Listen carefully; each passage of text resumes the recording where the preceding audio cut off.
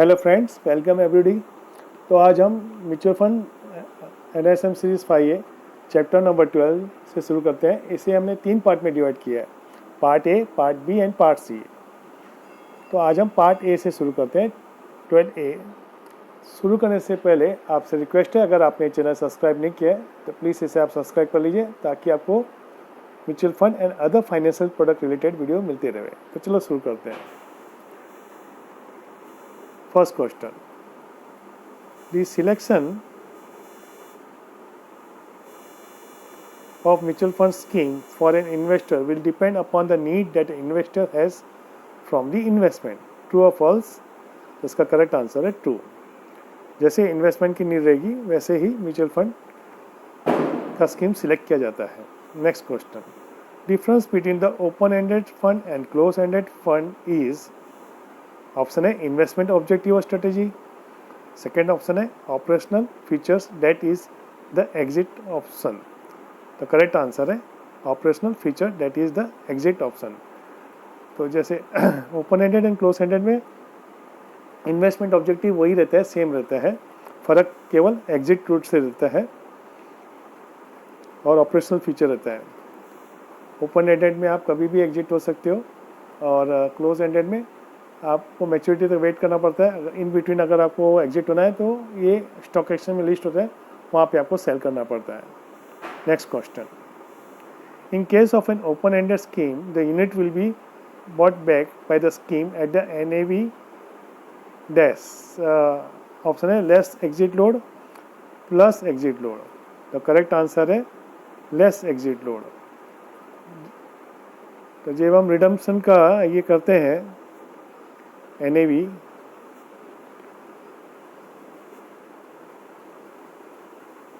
Redemption की NAV NAV minus exit load, NAV minus exit load रहेगा redemption के time पे। एंट्री लोड के टाइम पे तो ये लोड अभी सेबी ने हटा दिया है, तो अभी खाली एग्जिट लोड पे एप्लीकेबल है। उसमें भी एक ये है कि विद इन सर्टन पीरियड अगर आपने रिडम किया तो ही एप्लीकेबल है, वरना नहीं है। Next question, dash is ended scheme offer liquidity through it's listing on the stock exchange. Option है ओपन क्लोज। तो करेक्ट आंसर क्लोज है, क्लोज एंडेड स्कीम। जो क्लोज एंडेड स्कीम है उसे लिक्विडिटी प्रोवाइड करने के लिए स्टॉक एक्सचेंज में लिस्ट किया जाता है, जैसे हमने पहले क्वेश्चन में डिस्कस किया था इसे। Next question, towards the maturity of the scheme the market price converges towards the dash. Option है NAV face value. The correct answer है NAV। क्लोज एंडेड स्कीम जब मार्केट में लिस्ट होता है तो NAV एग्जैक्ट NAV पे trade नहीं होता है, या तो उससे थोड़ा डिस्काउंट में या प्रीमियम पे ट्रेड होता है। मान लीजिए कि NAV 15 रुपीज़ है, तो हो सकता है कि 14 रुपीज़ में बायर में सेलर ट्रेड करते होंगे या 16 पे ट्रेड करते होंगे, लेकिन जब वो मैच्योरिटी आती है तो लगभग NAV के आसपास ही कन्वर्ज होना हो जाता है। अब ये एंड डे में, मतलब लास्ट डे ऑफ जब रहता है, जब उसकी मैच्योर होने होते हैं, तो उसका लगभग जो ट्रेडेबल प्राइस है NAV ही रहता है। So it converges towards the NAV towards the maturity. Next question, focus fund which has portfolio concentrated in few stock are less riskier than sector fund. True or false? True. Sector fund risky रहता है और focus fund भी risky रहता है, लेकिन focus fund sector fund से कम risky इसलिए है क्योंकि सेक्टर फंड एक सिलेक्टिव एक ही सेक्टर में निवेश करता है, जबकि फोकस फंड वो मल्टीपल सेक्टर में निवेश करता है, लेकिन वो उसके 30 स्टॉक से ज़्यादा निवेश नहीं करता है, 30 के अंदर ही करता है। सो फोकस फंड डाइवर्सिफाई होने से सेक्टर फंड से कम रिस्की है। Next question, sector fund are risky because of the concentration in dash sector many या वन। तो अभी हमने पहले क्वेश्चन डिस्कस किया था, तो करेक्ट आंसर है 1। Dash is the key to investing in sector fund. Timing any time. तो करेक्ट आंसर है टाइमिंग। सेक्टर फंड में आपका टाइमिंग सही होना चाहिए, तभी आपको उसमें रिटर्न अच्छा आएगा। और उसमें अगर आपको इकोनॉमिक्स की स्टडी है, कौन सा सेक्टर अभी चलने वाला है, इंफ्रा चलने वाला है कि फार्मा चलने वाला है, तो आपको उसमें निवेश करना चाहिए, वरना नहीं करना चाहिए। तो उसका एक मेन टाइमिंग रहता है कि इस टाइम पे अभी ये सेक्टर में टर्न अराउंड आ सकता है। Next question, what make them suitable for satellite portfolio of the investor? Option है high risk, monitoring, timing, all of the above. तो ये करेक्ट आंसर है all of the above. Portfolio को दो भाग में डिवाइड किया सकते, म्यूचुअल फंड पोर्टफोलियो को 2 पार्ट्स में डिवाइड कर सकते हैं। एक होता है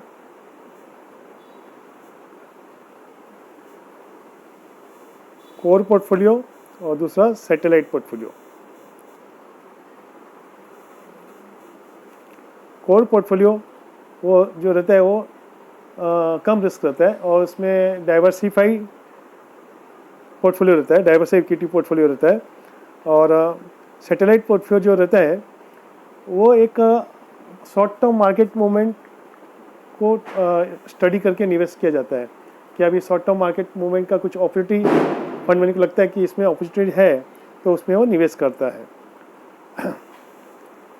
जनरली इन्वेस्टर को क्या करना चाहिए, इन्वेस्टर को 80% कोर में निवेश करना चाहिए और 20% सैटेलाइट में निवेश करना चाहिए। ये इन्वेस्टर का एक टिपिकल पोर्टफोलियो होना चाहिए। Next question,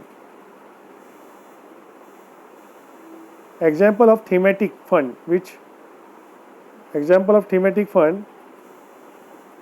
which fall between the diversified and sector fund are MNC fund, PSU fund, infrastructure fund, all of the above। तो करेक्ट आंसर है all of the above. Thematic fund ये सब एक theme लेके चलते हैं। जैसे MNC fund multinational company fund हो गया, तो उसके अंदर में अलग अलग सेक्टर आ सकते हैं। जैसे मल्टीनेशनल कंपनी में फार्मा भी हो सकता है और इंजीनियरिंग कंपनी भी हो सकती है। Public sector unit government fund में गवर्नमेंट कंपनी में अलग अलग कंपनी हो सकती है। मेटल सेक्टर भी हो सकता है, मेटल कंपनी भी हो सकती है, बैंकिंग कंपनी भी हो सकती है। तो ये एक थीम हो गया कि मल्टीनेशनल कंपनी एक थीम हो गई, इंफ्रास्ट्रक्चर फंड एक थीम हो गया। ये एक एग्जांपल ऑफ थीमेटिक फंड है और ये थीमेटिक फंड है और डाइवर्सिफाई और सेक्टर फंड के बीच में आता है। Next question, equity fund scheme are also categorized on the basis of market capitalizations of the company the scheme investing in। True or false? Correct answer true. जैसे large cap हो गया, mid cap हो गया, small cap हो गया, this are categorize according to the market कैपिटलाइजेशंस।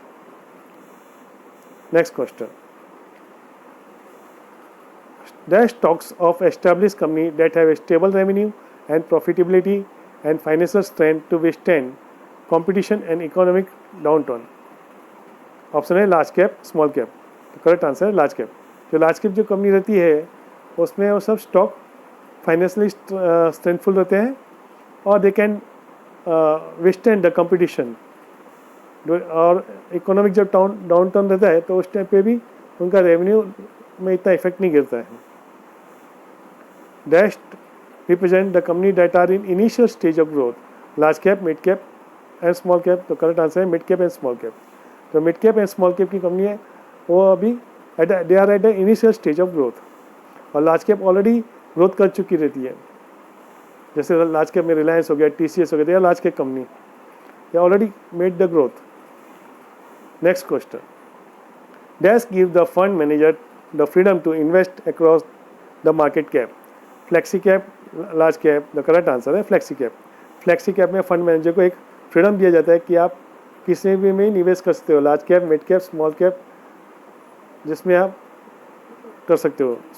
उसमें कोई restriction नहीं रहता है कि आपको इतना परसेंटेज लार्ज कैप में करना पड़ेगा या इतना परसेंटेज आपको मिड कैप या स्मॉल कैप में करना पड़ेगा। That a fund manager can decide according to his view. Next question, dash have a near similar allocation within the various market capitalization, multi cap, flexi cap. तो correct answer है multi cap. Multi cap में एक निश्चित किया जाता है, पहले से डिसाइड मेंशन किया रहता है कि लार्ज कैप में इतना इन्वेस्ट होगा, इतना परसेंट, स्मॉल कैप में इतना, मिड कैप में इतना परसेंट होगा। Next question, the most popular style of selection of stock by fund manager are growth value both of them. The correct answer is both. Growth style से भी fund manager select कर सकते हैं stock, और either value style से भी कर सकते हैं। Dash strategy seek to identify company that are expected to grow at a rate then the average economic growth rate. The growth और value the growth stock.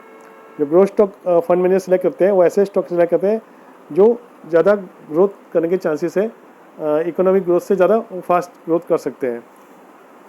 Next question, dash strategy seeks to identify stocks that are available at a price that is seen as a cheap related to the value that will unlock in future. The correct answer है value stock. Value stock होता है जो अभी फ़िलहाल आपको current उसका जो current interesting value है उससे आपको उसे डिस्काउंट रेट में मिल रहा है। Next question, fund growth fund outperform in the dash market. Correct answer है बुल मार्केट। बुल मार्केट में ग्रोथ जो फंड रहते हैं वो आउट परफॉर्म करते हैं मार्केट को। A value fund outperform in a dash market. Bull और फॉलिंग, द करेक्ट आंसर है फॉलिंग मार्केट। जब मार्केट जब नीचे गिरता है तो ग्रोथ स्टॉक ज़्यादा तेज़ी से नीचे गिरता है, उस टाइम पे वैल्यू फंड है और आउट परफॉर्म करता है।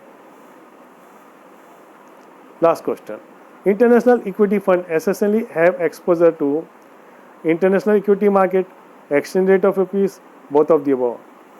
करेक्ट आंसर है बोथ ऑफ द अबव। जब भी आप इक्विटी इंटरनेशनल इक्विटी फंड में निवेश करते हो, जैसे कि अभी नेस्डेक है, मोतीलाल ओसवाल का है, और भी कई कंपनी फंड मैनेजर के हैं, एएमसी के हैं, तो जब भी आप वो लेते हो तो यहाँ पे आपका एक्सपोजर दो चीज़ें हो पाता है। एक तो इंटरनेशनल इक्विटी मार्केट पे आपका एक्सपोजर हो गया, और दूसरा एक्सचेंज रेट ऑफ रुपीज़, जैसे डॉलर रुपीज़ में कुछ भी फ्लक्चुएशन होता है, that will also affect your portfolio.